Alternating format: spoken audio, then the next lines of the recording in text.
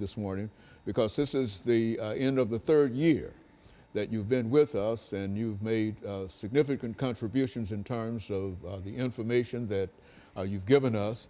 And I think that we've said on a number of occasions that we really don't take responsibility for any of these topics because primarily you are the origin of the real topics, and it was your idea in terms of dealing with a number of topics, and we've always had quite a bit of success in terms of dealing with the topic. But today's topic, the Stonewall riots and the LBGT movement in today's world is rather a very unusual topic, and I want you to sort of deal with that. But before we do that, let's get some information about your background, your education, and some of the things that were important in terms of eventually leading you to us this morning, and then we'll start talking about the Stonewall riots. Well, as you've already said, my name is Alana McLaughlin. I am 11 years old. I am in 7th grade at John Early Museum Magnet Middle School. I play trumpet in the school's band. I'm also a cheerleader, and I'm heavily involved in my church. And I am also an alumna of the Junior National Young Leaders Conference that I recently attended June 1st through the 6th.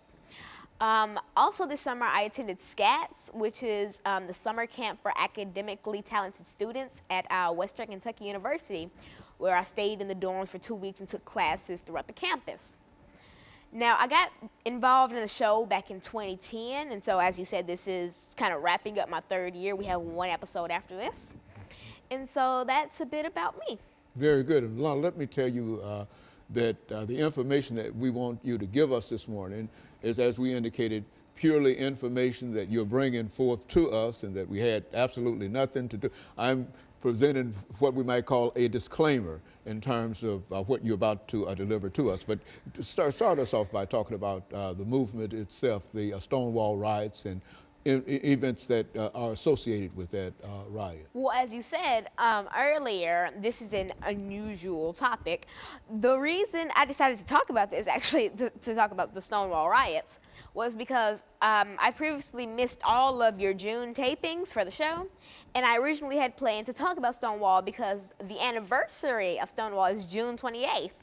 And so when I was at Western Kentucky, I missed it.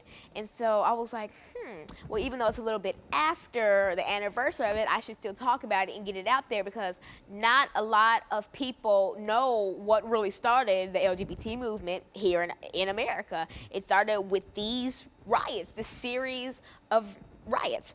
And so basically the Stonewall riots were a series of spontaneous violent demonstrations by members of the gay community against a police raid that took place in the early morning hours of June 28th, 1969 at the Stonewall Inn in Greenwich Village, which is a neighborhood in New York City. They are widely considered to constitute the single most important event leading to the gay liberation movement and the modern fight for gay and lesbian rights in the United States. Very few establishments welcome openly gay people in the 50s and 60s around that time. Those that did were often bars, although bar owners and managers were rarely gay. At the time, the Stonewall Inn was not a lot of people know this. At the time, the Stonewall Inn was owned by the American Mafia. It catered to an assortment of patrons and was known to be popular among the poorest and most marginalized people in the gay community. Drag queens, representatives of a newly self-aware transgender community, effeminate young men, male prostitutes, and homeless youth. Police raids on gay bars were routine in the 60s, but officers quickly lost control of the situation at the Stonewall Inn. They attracted a crowd that incited to riot. Go on. Well, and so basically, in me saying that, I'm giving a bit of background so I can talk about it more in the second topic of the show, well, the second segment.